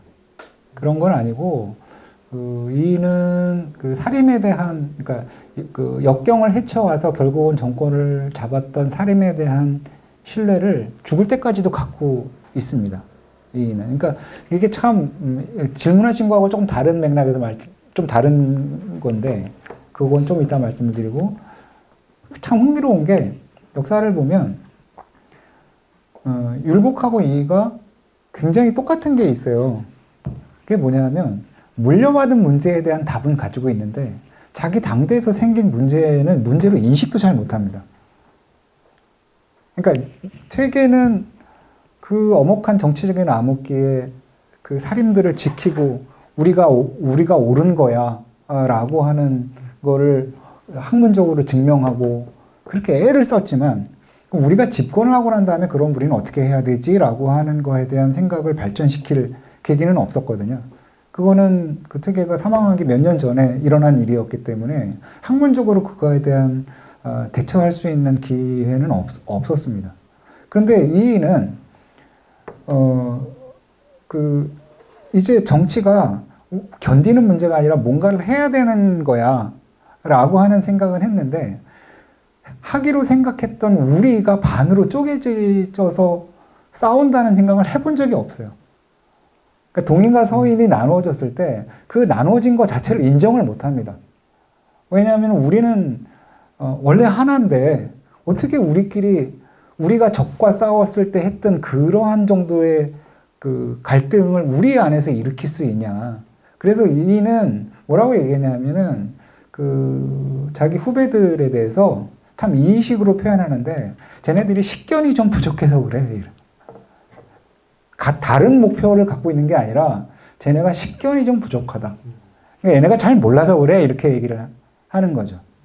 그래서 율곡하고 율곡하고 퇴계가 굉장히 다른데 똑같은 게 뭐냐면, 물려받은 문제에 대한 답은 자기가 생애를 걸고 만들어내거든요. 근데 자기 생애에서 벌어졌던 문제는 문제로 잘 인식도 못해요. 그래서 이제 이 율곡이 가지고 있는 이 문제를 정확하게 거의 율곡하고 똑같은 방식으로 해결하는 사람이 나중에 잠곡 김육 같은 사람이 그걸 해냅니다. 네, 그래서 이게 생각이라고 하는 게 그 시대의 경험을 절대로 넘어가지 못하는구나라고 하는 게 이렇게 정말 이렇게 드러나는 거를 저는 이렇게 봤는데, 지금 선조 2년, 3년 당시에는 그 신진들에 대한 실망 때문에 그런 건 아니고요. 아까 거기에 있었던 대로 뭐 개혁을 하자는 얘기는 했는데 도대체 어떻게 해야 되는지 잘 모른다, 뭐 그런 얘기가 나오지 않습니까? 딱 그 상황입니다. 근데 뭐를 해야 되는지 모르고 지금 우왕좌왕만 하고 있으니 이렇게 하면 안 되고 이렇게 해야 된다라고 하는 얘기를 하고 있는 거고요. 그 다음에 선조는 당시에 나이가 이제 20살 정도 됐죠. 20살이 안 됐죠. 즉위할 때 나이가 16살이었으니까. 그리고 이 당시에 선조는 아무것도 안 합니다. 아무것도 안 해서 사실 선조의 본래 모습이 언제부터 드러나냐면, 인순왕후, 명종비 인순왕후가 선조 8년에 죽거든요. 인순왕후가 죽고 나서 조금씩 이렇게 자기 색깔을 드러내기 시작해서, 이 당시에는 뭐라 그럴까, 굉장히 조심하면서 조심하면서 거의 발언을 하지 않는 모습입니다. 그리고 경연도 되게 열심히 하고, 그러니까 나이 든 사람들이 볼 때는 굉장히 착한 애죠. 경연에도 빠지지 않고 열심히 들어오고, 얘기하면은 잘 듣는 척하고, 근데 구체적으로 뭘 하겠다는 얘기는 없고, 그러니까 이 입장에서는 이게 약간 이렇게 얼르는 그런 거긴 하지만, 그렇다고 해서 그거를 뭐 이렇게 전혀 반대 얘기를 했다 이렇게 얘기하기는 좀 어렵고요. 그러니까 어쨌든 이는 지금 필요한 거는 구체적으로 현실에서 해야 되는 일을 하는 게 지금 중요하지, 특히 사람이 뭐 그 사람한테 맡겨놓고 잘하겠지 이거는 안 된다는 정도의 수준이었던 것 같습니다. 예. 제 생각에 지금 율곡의 경세론에 대해서 말씀해 주셨는데, 성공과 헌신이 있다고 하더라도 그것이 결국에 그 상태를 놔두어서는 더 이상 문제가 발전되는 게 아니라 어떤 제도적 시스템이 갖춰져야 된다고 말씀하셨는데, 이거 자체로서 저는 어떤 뭐랄까 표현하자면 어떤 심성론에 대한 경세론의 우위가 마련되어 있다, 이런 식으로 좀 구조적으로 그 부분을 좀 다시 그러니까 마지막 말씀. 심성론에 대한, 이렇게 표현하는 게 맞는지 모르겠습니다. 어쨌든 성공과 헌신이라는 것에 이건 어떤 개인적인 차원인 것이잖아요. 그것이 갖춰져도 시스템이 마련되지 않으면 그것들이 제대로 발현될 수 없다라고 하는 것 자체가 제가 말씀드린 그 심성에 대한 어떤 경세론의 우위가 이미 구조적으로 점철되어 있다라고 생각이 되는데, 이 부분에 대해서는 좀 어떻게 이해를 해야 될지. 우위는 아니고요. 제 생각에는 우위는 아닌데, 그러니까 우리가 그냥 그걸 너무 복잡하게 저는 생각할 건 아니라고 생각하고요. 배가 고프면 뭐 챙겨 먹으라고 말하는 게 중요한 게 아니고, 먹을 걸 갖다 주는 거죠. 너 배고픈 것 같다. 많이 배고프지? 그 얘기를 1시간 동안 계속 그 얘기만 하는 건 아무 소용이 없고, 물론 그런 마음이 있어야 되죠. 그런 마음이 있고, 그 다음 구체적으로 햄버거라도 사주든지 짜장면이라도 시켜주고서 그 얘기를 해야지. 그 먹을 걸 갖다 주지도 않으면서 계속 너 뭐 배고프지? 뭐 이 얘기만 계속 하는 건 아무 의미도 없다는 얘기죠.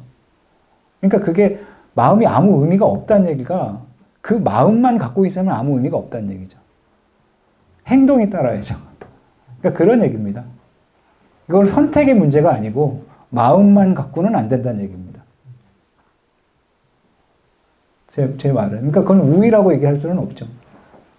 그 부분에 대해서 저는 그러니까 지금 실천을 강조해 주셨는데 제 생각에는 그 실천 자체가 혹시 여기 텍스트를 좀 읽어서 말씀드려도 될까요? 8페이지에 시는 산과 아래입니다. 정사는 시를 아는 것이 귀하고 시는 실공을 힘쓰는 것이 중요합니다. 여기에서 시라고 했을 때 이거 자체가 어떤 저는 그것이 드러나게 어떤 실천이라고 해도 그 실천이 가능하게 해주는 어떤 구조적 차원이라고 좀 이해가 되거든요. 그렇죠. 그러면은 이런 구조적 차원이 마련되지 않으면은 그러니까 제가 좀 그 말씀해주신 그 층을 좀 나눠서 생각해 보겠습니다. 일단 그렇게 좋은 생각을 하는 것이 중요하지만 그것을 실천으로 옮기는 것도 실천으로 옮길 수 있어야 그 좋은 마음이 드러날 수 있습니다. 그렇죠. 그런데 그 실천이 가능하기 위해서는 시스템이 마련이 돼야 됩니다. 그렇죠. 그렇다면 여기서 실천과 시스템은 또 분리해서 생각을 해봐야 될 것 같은데 그러면은 여기서 시스템이 먼저 국가적 시스템이 먼저 예를 들어보자면 어떤 정책적 체제가 먼저 선제되어 있어야 그런 실천이 드러날 수 있다라고 하는 것이고 제 생각에 여기서는 어떤 개인과 객관의 차이가 분리가 되는 것 같거든요. 아니죠. 그러니까 그런 생각이 없으면 시스템이 안 만들어지죠. 그 시스템이라고 하는 거는 지금도 마찬가지지 않습니까? 우리도 지금 현실적으로 굉장히 많은 사회 제도를 만들고 있잖아요. 근데 그 만드는 과정에서 엄청나게 많은 사람들의 경험이 축적이 돼야 그 많은 사람들 그 경험 속에서 말들이 나오기 시작하고 그 말들이 시간이 지나면서 여론이 형성이 되면서 시스템이 만들어지는 거죠. 그러니까 사실은 언제나 마찬가지인데 힘 있는 사람들은 제도가 필요 없습니다. 힘 있는 사람들은 제도가 없는 게 제일 좋아요. 그러니까 뭐든지 할 수 있으니까. 그러니까 제도는 지금 이제 요즘 계속 얘기 나오는 게 뭐 저기 장애인 이동권 얘기 나오잖아요. 그렇죠? 근데 그 얘기가 된 지가 벌써 몇십 년이라 그러더라고요. 저도 몰랐는데. 근데 이런 얘기가 이제 많은 사람들이 그런 경험을 하고 말을 듣고 그러면 그렇지. 그게 필요한 거지. 라고 여론이 형성이 되고 그럼 이제 만들어지는 거죠. 그러니까 시스템이라고 하는 게 사람들과 분리가 된 게 아니고 사람들의 경험과 생각이 축적돼야 시스템이 만들어지는 거죠. 그러니까 그걸 우위다, 뭐 전제다, 뭐 이렇게 얘기할 수는 없다고 저는 생각을 합니다. 예. 예. 질문이 짧지는 않습니다. 죄송합니다. 그러나 지금 앞서 맥락과 좀 이어지는 맥락인데요. 우리가 사람의 문제에서 이 시스템의 문제로 넘어가야 하는데 저는 사실 시스템 제도를 만드는 건 결국 사람이기 때문에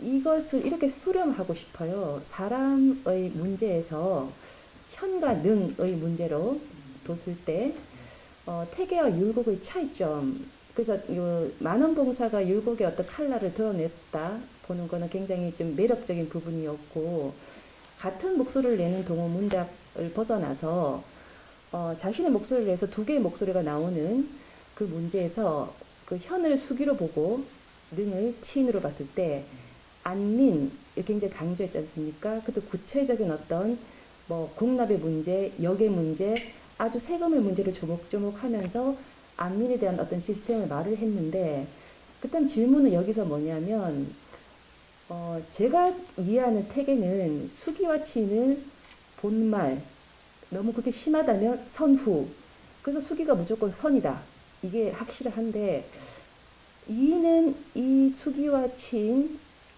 그 문제를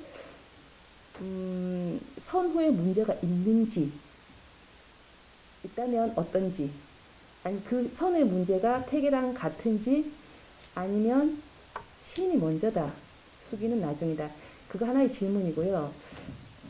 안민의 문제에서 이분이 굉장히 추상적인 어떤 관념적인 이상만 얘기하는 것이 아니고 정말 저도 이제 예전에 역사 공부를 조금 했을 때 그 백성들이 너무 세금 때문에 힘들어하지 않습니까? 특산물을 낼 때 자신의 지역에 특산물이 없는데도 불구하고 방납을 하고 이런 폐단들을 계속 이렇게 개선해 나가는 그런 시스템을 만드는 이의가 어떻게 백성들이 그 사회에서 힘든 걸 알고 구체적인 어떤 경험이 있었나, 백성들의 그 생활상을 살피는 어떤 체험이 있어야지 그런 것도 나오거든요.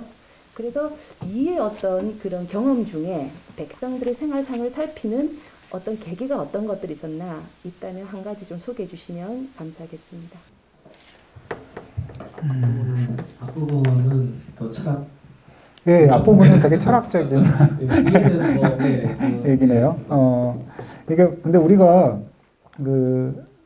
약간 저도 철학적으로 얘기를 하겠습니다. 우리가 이제 어떤 사람이 논쟁을 할 때 보통 우리가 어떤 의견을 형성을 할 때 그 의견 속에는 사실이 들어가 있죠. 그런데 그 사실만으로 의견을 형성할 수는 없습니다. 그러니까 사실을 기초로 일반화를 해야 의견이 형성이 되죠. 그런데 그렇게 이제 A라는 사람과 B라는 사람이 각자 알고 있는 사실을 가지고 각자 일반화를 해가지고 주장을 할 때 가만히 보면은 같은 원칙을 가지고 얘기를 하면서도 혹은 같은 사실을 가지고 얘기하면서도 조금 얘기가 다른 경우도 많고 심지어는 서로 대립되는 경우도 있습니다.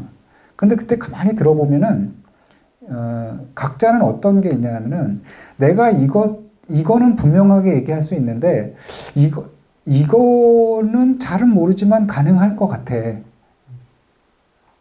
그런데 책임질 수는 없어. 라고 하는, 그러니까 뭐냐면 사람이 어떤 집단이, 어떤 개인이 사회적으로 계급성을 띈다라고 할 때 그 계급성은 니네가 아니라 우리만을 위해서 이게 필요해라고 말하는 사람은 아무도 없습니다. 이게 전체적으로 사회에 좋은 거야. 라고 얘기를 하는데 그 중에서 가만히 들어보면 분명히 자기 입장에서는 이게 좋은 거는 분명한데 쟤한테까지 좋은지는 좀 불확실해. 그래서 확실히 책임질 수 있는 거는 자기한테 유리한 거예요. 그리고 일반화시키는 그 나머지 부분은 좀 애매한 부분이 있는 거죠. 그래서 그러니까 제가 왜 이런 말씀 드리냐면 선후는 말 그대로의 선후가 아닙니다. 사실은 후는 맥락으로 보면 잘 모르겠고 잘 모르겠어. 근데 아마 그럴 거야. 라고 얘기하는 거라고 저는 받아들입니다. 그러니까 본말이라고 할 때 우리가 사실은 그걸 순서라고 보기는 어렵거든요. 그러니까 이게 본이고 이게 말이면 이걸 하면 반드시 이것까지 해야 되고, 그쵸? 근데 이건 안 하잖아요, 보통. 본을 열심히 하죠. 그래서 퇴계가 말하는 본말에서 사실은 제도를 고치는 거는 말단의 일이다라고 하는 게 끝에 하겠다는 얘기가 아니라고 저는 이해를 했습니다. 그러면 이의는 어떠냐? 저는 이의는 병진 같아요. 본말이 아니라 병진인 것 같아요. 이것만 갖고는 안 되고 이것도 있어야 된다. 선우도 아니고 같이 필요한 거다. 라고 저는 그렇게 얘기했다고 저는 생각을 합니다. 그 다음에 이의 이제 두 번째 답변은 그 안민이라고 하는 거가 구체적으로 세금제도나 이런 건데 그는 어떤 경험을 가지고 그런 얘기를 했을까라는 말씀을 하셨죠. 근데 당시에 그러니까 딱히 어떤 경험이 기록으로 확인되지는 않습니다. 기록으로 확인되지는 않는데 한 가지 힌트처럼 지금 말씀을 하시니까 드는 건 뭐냐면은 이가 지적한 것 중에 이제 대표적인 게 곡물 문제인데 이 곡물 문제는 이의 절친이었던 그 송강 정철도 실제로 자기가 수령을 하면서 그거를 실시를 해봅니다. 실시로 해보고 송강하고 정철하고 이는 거의 20살 나이도 같고요. 20살 무렵에 서로 만나서 뭐 죽을 때까지 거의 절친이었으니까 집도 가깝고 뭐 그러니까 아마 수령, 그러니까 지방 근무 경험이 영향을 줬을 것 같아요. 지방 근무 경험이. 그러니까 강원도 뭐에서 저기 강원도가 아니라 황해도 감사로도 나가고 그래서 지방 근무 경험. 그 다음에 초직이 호조 좌랑이라고 그랬잖아요. 그러니까 이게 문서들을 볼 수가 있는 거죠. 그래서 기본적으로 이 사람은 그 사판에 대한 감각이 있는 사람입니다. 이인은 이판에 대한 감각뿐만 아니라 사판에 대한 감각도 있고. 근데 이제 한 가지 더 뭐냐면은 그가 피플이 돼서 산 적은 없습니다. 피플이 돼서 산 적은 없어서 대략적인 방향은 맞는데 그 사람이 한 말을 보면은 정확하게 맞지는 않아요. 또. 근데 이거하고 아주 대비가 되는 게 뭐냐면 나중에 잠고 김육 같은 사람인데 이 사람은 정말 피플이 돼서 한 10년 살거든요. 그래서 대신이 됐을 때 그 이전까지 아무도 소작이라는 말을 한 적이 없어요. 그 이전에 어떤 사람도. 근데 이 사람은 잠곡에 내려가서 소작을 하거든요. 자기가. 땅을 빌려서 농사를 직접 지으니까 굉장히 정확하게 압니다. 그래서 이가 말한 게 방향은 맞는데 정확하지는 않다. 그리고 이 사람이 그렇게 말을 한 거는 그 사람만 그렇게 얘기를 한 건 아니고 그 중간에 좀 친구들이나 이런 사람들도 보면 비슷한 얘기를 하기는 했다. 그리고 지방근무 경험이나 또 호조 관리로 시작을 했기 때문에 이 전체적으로 보는 감각 같은 것들은 좀 있었던 것 같다. 이런 정도로 말씀을 드릴 수 있을 것 같습니다. 예, 철학과에서 온 원태용입니다. 다름이 아니라 이 책의 이 페이지에 보면 선조 2년의 정치적 상황에서 세 번째 줄에 훈척 세력이라고 하는 훈척이라는 글자가 등장을 합니다. 그런데 제가 지금까지 읽어본 조선 왕조실록이나 역사 교과서에서도 그렇고 제가 방금 전 이 스마트폰으로 찾아본 위키백과에서도 훈구 세력이라는 표현을 쓰지 훈척 세력이라는 표현을 쓰지 않는데 혹시 훈척이라는 단어를 선택하신 특별한 이유라도 있으십니까? 안 나와요? 저도 훈척 안 나오나? 살인 세력과 훈구 세력 간의 네, 훈구가 훈척입니다. 네. 근데 아까도 말씀드렸지만 이제 그 초기에는 훈이 더 강하고요. 척은 외척, 그러니까 이게 왕비 집안 쪽 사람들이거든요. 그 처음에는 중종반정 있고 또 그때 이제 공신이 만들어지고 또 명종 즉위하면서 을사사화 일어나면서 또 공신이 만들어지고 이러면서 이제 훈이 더 강하다가 시간이 지나면 지날수록 그 척이 더 강해집니다. 외척 세력이 더 강해집니다. 그래서 근데 어쨌든 뭐 둘이 합쳐서 그냥 훈척이라고 그런 그 개념은 많이 공부하는 사람들 사이에서는 쓰는데요. 네. 훈구랑 같은 얘기입니다. 있습니다. 예, 시간이 지금 많이 지나서 끝까지 답변 성의가 막 느껴집니다. 오늘 그 이정철 선생님께서 동호문답에 대해서 이야기해 주셨습니다. 잘 들었고요. 다음 시간에도 율곡 저서 계속 이어집니다. 여러분 많이 참여 부탁드리고요. 오늘 늦게까지 함께 해주셔서 고맙습니다. 마치겠습니다.